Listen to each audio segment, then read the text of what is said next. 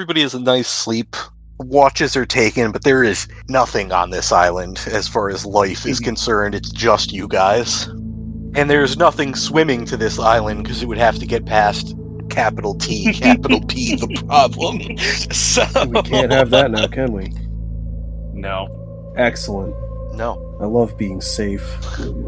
That got you some thunder. I love being safe. Thunder. That was nature laughing at me. I don't like this.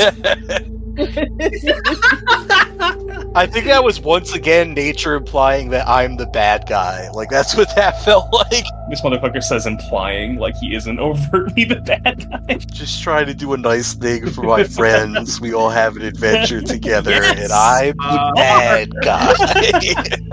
There is some evidence to suggest that might be the case, yes. You're at minimum playing every bad guy that exists. But I'm also playing every good guy that isn't you. And yes, I know that's just the tiger so far. But still. I mean, the tiger is... You say I gave you a tiger, you ungrateful shit. Okay, I hear you. I gave you a tiger wizard. If this was the 90s, you'd be worshipping me. Man, it kind of sounds Anyways. like the Power Rangers with no robots. Oh my god, the tiger wizard. Why did that get thunder? Alright, so you guys sleep relatively peacefully.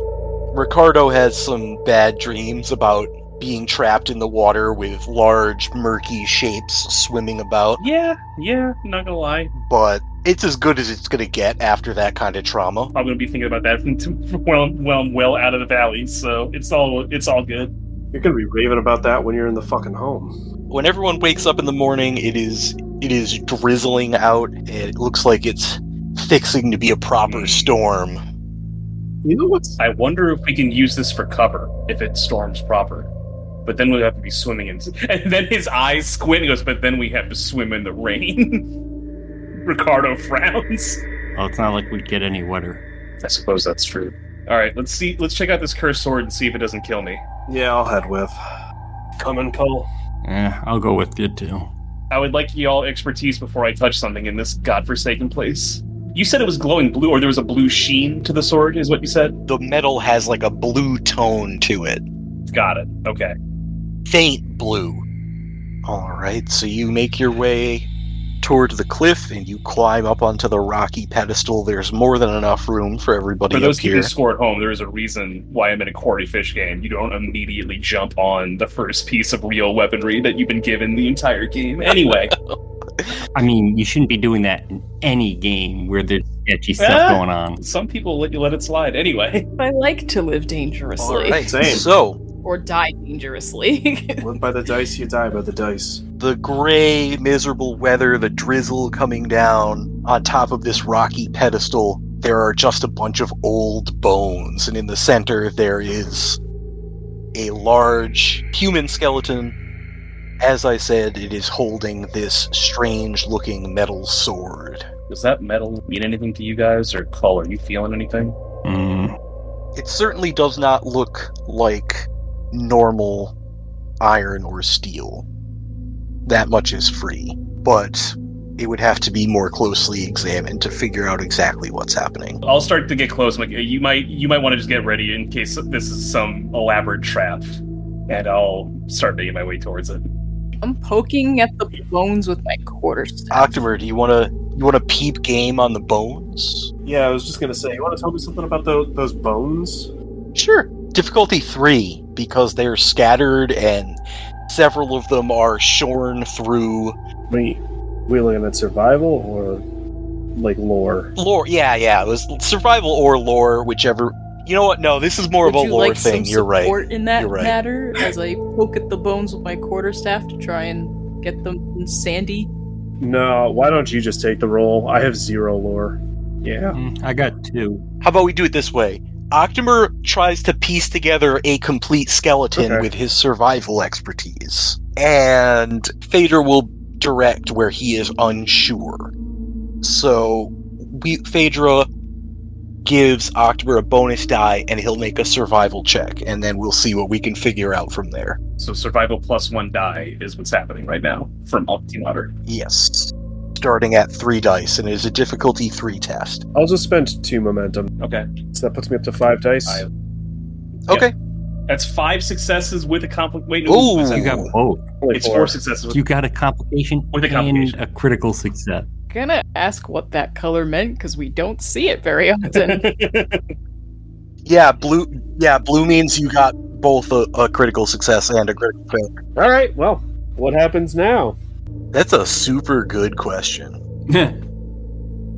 No. No, I have to figure out what the complication is, because I know, like, even though I'm taxing my brain, you're not going to want to pay Doom for it. There's only 8 Doom. Only 8? It's better than 15. Alright, so a lot of the bones are damaged. Some of them have very visibly been cut through. It takes Octomer and Phaedra working together almost an hour to piece together what they believe is a complete skeleton. And it appears to be a man-like creature for the most part, although the skull is shaped wrongly. And there are a lot of thin, delicate, long bones that you're having trouble placing. And eventually the two of you come to the conclusion that these creatures had wings. Oh, okay. Look, this skeleton you pieced together is like 7 feet tall, maybe even a little bigger. 7 foot Perfect. humanoids with wings. 7 foot man-like creature, but not a man, and possessing of wings. Ricardo is just locked on that sword. Eyes are locked because it's the first thing. It's the only thing he's been wishing for the entire fucking time he's been in the fucking place. Cole doesn't sense anything. No. Well, I'm either going to regret this or this will be the greatest gift of this valley, and I'm going to go for this. I'm going to try and take the sword from the skeleton. What if you, poke it with a stick first? Go for broke. Grab it. Yeah. Do No, it. he's just going for it. Alright. You reach in and you are you yanking the sword? Are you gonna gently remove the hands? No, I'm going to try and be, careful with it. Oh. I'm going to first, touch it. If I touch it, does anything happen immediately? Nothing happens when you touch it. The story has been presented to you really well, just looking, surveying this site. This was some kind of warrior, and he died fighting these things, and it looked like he killed a good number of them before he went down. So I imagine Ricardo has at least a modicum of respect for this guy. Once you're sure he's not going to jump up and stab you with the sword, you kind of ease it out of his hand. It's a little bit heavier than what you're used to from a sword of this size, but you give it a couple of test swings, there's almost like a gentle humming sound as it whips through the air. There is something about this blade. What little bit of dirt and grime had accumulated on the sword, you can brush off and it's mirror polished. Is there any markings on this sword? It's not etched, it's not notched. The craftsmanship is very visibly very good, Got it. but there's nothing fancy on it.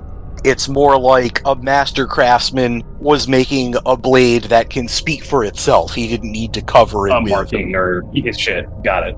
artistry. And yeah, you're looking around and Octomer can confirm these bones are old. They're bleached. They're not as strong as they would have been. There's just visible age on them. This sword has been here for a long time. Okay. The wraps on the grip have worn pretty badly from the elements, but everything else on it is like it's brand new.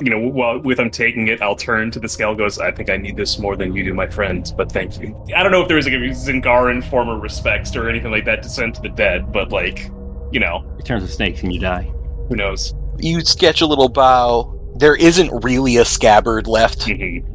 It's gone. If it was there, along with most of this guy's clothing, you can modify the one you have for your broken sword, and it should fit. Okay. Is it basically the same without fragile? Okay, so you are going to lose the fragile quality, and you're going to gain some new ones. Sword brackets regular. I don't know, Louise. I do not think this is a regular sword, for the record. Yeah. Sword brackets shiny. Yeah, that'll do. Well, it should be the same as, you have broadsword stats, right? Reach 2, damage 5, unbalanced, and parrying. It was reach 2, damage 3, but now but I guess, reach 2, damage 5, parry and unbalanced. Yeah, reach 2, damage 5, size is unbalanced, quality is parrying, And you are going to add to that the Vicious 1 quality, and then you are going to add one more quality after that. Okay. Instead of being Vicious 1, it is Vicious 3 against minions of Set. Oh, shit. Yes. Does it banish them back to the other dimension? Set is a god? Yes, Set is the serpent god of Stygia. Oh, a serpent god, you say? Word! I forgot who used to fight Set, or the minions of Set. A lot of people. Or are you specifically thinking which deity No, fights there was a the nation that minions of used to Set? fight that fought against Set, I thought. Everybody bordering on Stygia, for the most part. Set is not a friendly deity. He wants to conquer. He does not consider human beings Yeah. to be, like, worthy of life. But tolerates their worship when applicable because it helps them out. He tolerates their worship because it gives him power, yes, but his children, his people, quote-unquote, are serpents and snakes and ancient, scaly monstrosities, effectively. Cool dudes really worship him. He doesn't like us, though. It's kind of heartbreaking. There is a smile now. Now that he has real iron in his hands, there is a almost creepy smile that is not going off of Ricardo's face. Yeah. I suppose you can add one extra quality to this. It's not a real quality, but as an FYI, you can just throw an extra quality that says unbreakable on this. I love the fact that it's basically the exact opposite of every sword that Jordan has been using. Fucking, it's the one sword designed for Ricardo. I expect Ricardo to be having anime tear weeping. Oh man, no, like, seriously, he saw real iron, he's like, I need to make sure that this is not a trap. And then as soon as he's confirmed it's not a trap, he's like, this is the greatest day of my life. He doesn't want to fuck with the fish still, but he's like, I could fuck up with the fish if I really needed to now. I know most of the skeleton's belongings have degraded and rotted away, but you know how, like, if you can look at, like, a skull's teeth and you can figure out if it's a man or a woman or something like that? Yeah, it is a male skeleton. A large specimen. Like, Cull-sized, possibly? Probably a little bigger than Cull. Huh. I'm gonna wonder this out loud. I wonder if this, too, was a Sumerian. Special thanks to Toys and Things in Danvers, Massachusetts, Reaper Miniatures, Off the Wall Games in Hadley, Massachusetts, Games and Friends in Springfield, Massachusetts, as well as AAA Games Arena in Wilbraham, Massachusetts. If you enjoy the show, help the podcast grow.